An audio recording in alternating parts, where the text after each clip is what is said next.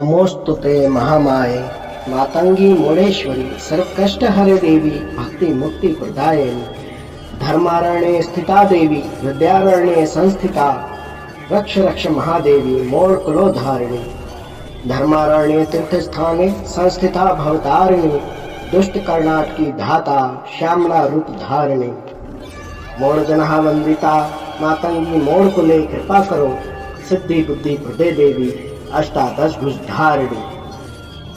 सभी से सविनय निवेदन है, चैनल को सब्सक्राइब करें, शेयर अवश्य करें, वीडियो पसंद आने पर लाइक भी करें। आप कोई सलाह देना चाहते हैं अथवा आप कुछ जानना चाहते हैं तो आप कमेंट बॉक्स में कमेंट जरूर करें। जय मोड़ेश्वरी बोल बम। तोता घर में आना शुभ है या अशुभ, तोता पालना शुभ है या अशुभ, इस तरह के प्रश्न भी पूछे गए हैं। तो चलिए आज तोते पे बात कर लेते हैं। और तोता ही क्यों, बाकी पक्षी क्यों नहीं, हम सभी पक्षियों की बात करते हैं। देखिए प्राकृतिक वातावरण किसको अच्छा नहीं लगता, घर में आने वाले पशु पक्षी, हमारे आंगन में चहचहाते हुए पक्षी किसको अच्छे नहीं लगते। आज की हालत तो सभी जानते हैं कि गोरैया पक्षी तो बचे ही नहीं है, जिनको पहले घर घर में देखा जाता था। आज गोरैया पक्षी को हमें टीवी पर या फोटो में दिखाना पड़ता है। ग्रामीण इलाकों में अवश्य दिखाई देती हैं, लेकिन शहरी क्षेत्रों का क्या, शहरी क्षेत्र के बच्चों का क्या। अभी ग्रामीण अंचलों में आप देखेंगे तो घरों में, घर की छतों पे बंदरों का आना, पक्षियों का आना, गिलहरियों का मंडराना आम और अमूमन होता है, परंतु शहरी क्षेत्रों में ये सब अब दुर्लभ हो गया है। अब जब ये सब चीजें नहीं है तो हमारे आसपास का प्राकृतिक वातावरण हमें बोझिल सा लगने लगता है। सभी कामकाज से थके हुए लोगों के चेहरे, सभी परेशान और हैरान लोगों के चेहरे, और ऊंची ऊंची कंक्रीट के जंगलों को या ऊंची ऊंची बिल्डिंगों को देख करके हमारे मन में निराशा के भाव। जब हम, आजकल तो बिल्डिंगों का भी चलन है कि आप टेरेस पे बंद कर दिया जाता है, टेरेस पे जा नहीं सकते, आपकी निजी छत नहीं है तो आप जिस पे आप घूम सकें। तब आप शाम का प्राकृतिक सौंदर्य, सूर्यास्त का दृश्य नहीं देख सकते। सूर्योदय पे तो आप उठते ही नहीं है, तो मैं उसकी चर्चा कैसे कर सकता हूँ। देखिए तोते का घर में आना शुभ है, कोई भी पक्षी आपके घर में आता है बहुत ही शुभ है। लेकिन कुछ पक्षी हैं जिनको ऐसा माना जाता है, जैसे कौवा हुआ, कबूतर हुआ, ये अगर आपके घर में नित्य ही डेरा डाले रहते हैं या वहीं सब कुछ अपना कर रहे हैं, रहना खाना, तो इनको कुछ हद तक अशुभ भी माना जाता है। लेकिन मेरा मानना यह है कि पक्षी आपके घर में कोई भी आता है तो शुभ ही है, और उसमें आपको अशुभता ढूंढना ही नहीं चाहिए। अब रही बात तोते को पालने की, देखिए कौवा कबूतर कोई नहीं पालता है, उसी प्रकार आपको तोते को पालने की आवश्यकता क्या है। आप प्राकृतिक वातावरण ऐसा क्यों नहीं देते कि आपके घर पर आसपास रहने वाले पक्षी स्वयं ही आ जाए। तोता देवी मातंगी का प्रिय पक्षी है। देवी मातंगी अपने पास वन्य जीवों को रखती है, वे वन दुर्गा के रूप में हैं, वन दुर्गा के रूप में पूजित हैं। उन्हें जो दुर्गा देवी हैं, जिन्होंने शुम्भ निशुम्भ का वध किया, धूम्रलोचन का वध किया, उसकी पूरी सेनाओं का वध किया, जब उन्होंने दुर्गा अवतार लिया था तब उन्होंने वन में ही अपना निवास बनाया था, और इसलिए उन्हें वन दुर्गा भी कहते हैं। और तब उन्होंने अपनी अनेक शक्तियों को अनेक ऋषियों के यहाँ उत्पन्न किया था, उनमें से एक मतंग ऋषि के यहाँ देवी मातंगी के रूप में प्रकट हुई। उन्होंने अपने कई विभिन्न रूप स्वरूप बनाए थे असुरों के वध के लिए। वन में निवास करने से वन जीवों के प्रति उनका प्रेम, उनका समर्पण स्वाभाविक है और होना भी चाहिए, क्यों नहीं होना चाहिए। देवी के हाथ में तोता है, क्योंकि तोता मनुष्य की तरह बात करता है। उस समय पर बताया जाता है कि सभी प्राणी बात करते थे, और देवी तो स्वयं जगत जननी है, वे तो सबके मन की बात वैसे भी जान लेती हैं। परंतु तोते में विशेष गुण यही है कि वो आज के समय में भी मनुष्य की भाषा में बात कर पाता है। यह दुर्लभ और विचित्र प्रकृति है तोते की कि वह सभी मनुष्यों से बात करता है, आज भी बात कर सकता है, परंतु पहले की जैसी उसकी क्षमता नहीं रही है। लोगों में भी इसीलिए एक आकर्षण होता है कि तोते को घर में पाल लिया जाए, उससे बात की जाए, उसको घर में रखा जाए, कैद करके रखा जाए। परंतु आप क्या सोचते हैं कि देवी खुश होगी इस प्रकार के तोते के साथ व्यवहार से? कि आप उस उड़ने वाले, विचरण करने वाले स्वतंत्र स्वच्छंद पक्षियों को आप पिंजड़े में कैद कर लेते हैं? उसका भी एक अपना परिवार होता है। अब यहाँ कुछ लोगों ने तर्क दे रखा है, आप ढूंढेंगे पोस्ट तो आपको बहुत सारे पोस्ट मिल जाएंगे, यूट्यूब पे वीडियो मिल जाएंगे, जिसमें ये कहा जाएगा कि तोते को अकेले मत रखिए, वो दुखी रहता है, आप जोड़े में रख लीजिए, उसका परिवार बढ़ेगा तो खुश रहेगा। अरे भाई, किसी को कैद में रख करके उसका परिवार बढ़वा देना क्या उसकी खुशी की निशानी हो जाएगी? क्या उससे आपके घर में धन लाभ हो जाएगा? अरे आपके घर में चलिए मान लिया कुछ दिनों के लिए धन लाभ भी हुआ, परंतु निराश व्यक्ति, निराश जीव, परेशान हैरान जीव जिसको आपने कैद कर लिया हो, क्या वह आपको आशीर्वाद दे रहा होगा? यह कर्म उसके दिए हुए श्रापों के परिणाम स्वरूप आपके कर्म आपको विपरीत फल देंगे ही देंगे, अवश्य देंगे। आपने अगर किसी जीव को कैद में किया है तो आपको भी उस कैद को भुगतना ही पड़ेगा। आप स्वतंत्र होते हैं, लेकिन आपका जीव, आपके अंदर की आत्मा छटपटाती रहती है। कुछ न कुछ रोज ऐसे कुछ न कुछ नए नए आपके प्रयोजन होते रहेंगे, जिसकी वजह से आपकी आत्मा छटपटाती रहेगी और अपने ही शरीर में कैद का अनुभव करने लगेगी।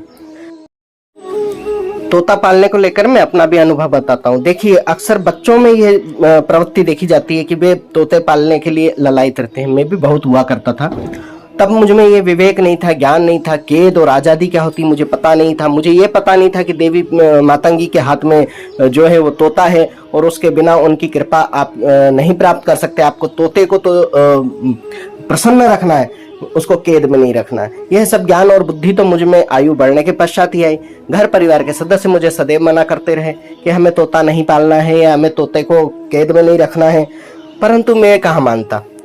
ऐसे ही गर्मियों के दिन थे, पतझड़ में आंधी हवा चली और कई पशु पक्षी अपने घोंसले से गिर गए। कुछ नवजात बच्चे थे जो गिर गए, चोटिल होने के कारण उड़ नहीं पाए। ऐसे समय में ही बहेलिए इनका शिकार कर लेते हैं या इन्हें उठा करके पिंजड़ों में कैद कर लेते हैं और छोटी छोटी जालीदार डलियों में उनको भर करके वो बेचने निकल जाते हैं। मैंने भी ऐसा ही एक तोता 5 रुपए में खरीदा था, मात्र 5 रुपए में, पिंजरे सहित।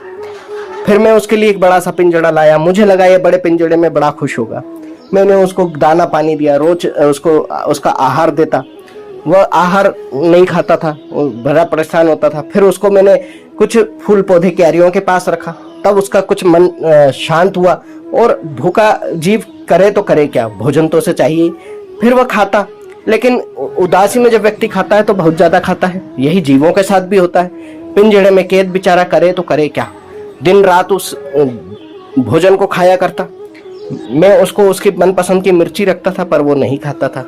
चने की दाल गली हुई देता था उसको, रात से गला के रखता था और दिन भर उसको दिया करता था। ढेर खा खा के वो बहुत मोटा हुआ और मुझे लगा कि देखिए कितना प्रसन्न है, वो देखिए कितना फूल रहा है। लेकिन मैंने देखा कि एक दिन वह दिन भर सोया रहता है, खाता है सोता है, खाता है सोता है, न बोलता है न चालता है। मुझे बड़ा दुख हुआ, मन में रंज हुआ। मैं उसकी ये हालत बर्दाश्त नहीं कर पाया। तब मेरी माँ ने भी मुझे कहा कि नहीं, एक काम करो बच्चे, इसको तुम आज़ाद कर दो। हो सकता है ये अंदर से किसी तरह व्यथित हो, यह हमारे यहाँ नहीं रहना चाहता हो। मुझे बड़ा दुख हो रहा था, मैं उसको छोड़ना चाहता ही नहीं था। मैंने बहुत दिल को कर्रा करके उसको किसी न किसी तरह छत पर गया और उसके पिंजड़े को खोल दिया। और वो जिस तेजी के साथ उड़ा, मेरे आश्चर्य का ठिकाना नहीं था।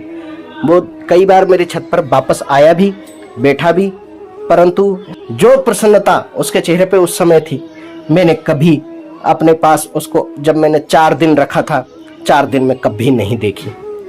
उन 4 दिनों में ही मेरे हृदय का ऐसा परिवर्तन हुआ कि मैंने कभी भी उस किसी पक्षी को, किसी जीव को अपने यहाँ पालने का या कैद करने का नहीं सोचा। मैं जब भी प्राकृतिक वातावरण में इनको देखता हूँ, उनको देख करके खुश हो जाता हूँ। अभी कुछ दिनों पहले ही बिल्कुल यही स्टोरी मैंने अनिरुद्धाचार्य जी के मुख से भी सुनी। उन्होंने भी अपने बचपन में पाला था।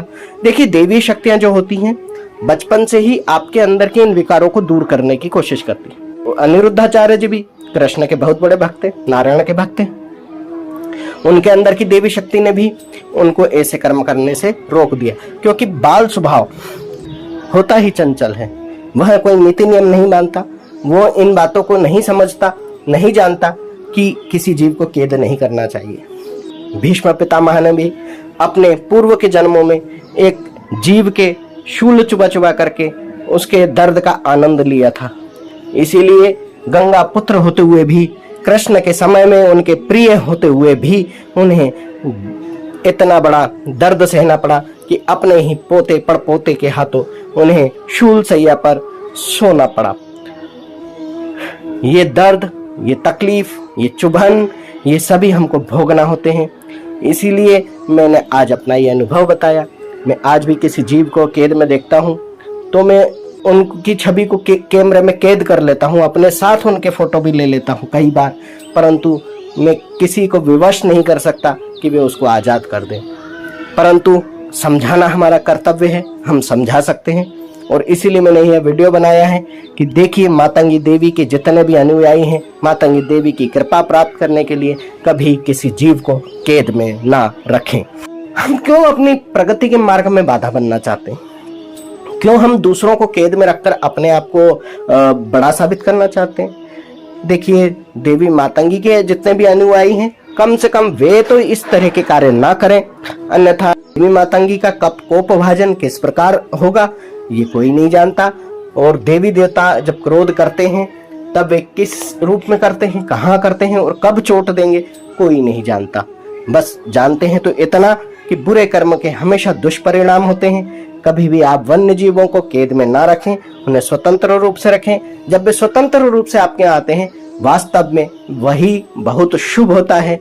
और देवी मातंगी आपका कल्याण करे, सबके भंडारे भरे, सबको आशीर्वाद दे, सबके ऊपर अपनी कृपा बनाए रखे। देवी मातंगी काली रूप से आपके शत्रुओं का संहार करे। देवी मातंगी लक्ष्मी रूप से आपके घर के भंडारे भरे।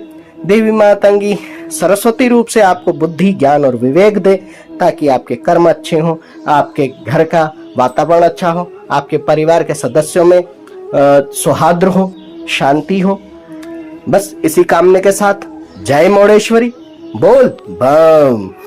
ओम मणिक्यमणामपलाल्यन्तीं मदालशां मंजुलवाग्विलासां महेन्द्रनीलं द्युतिकोमलांगी मतं कन्या मनसा स्मरामि।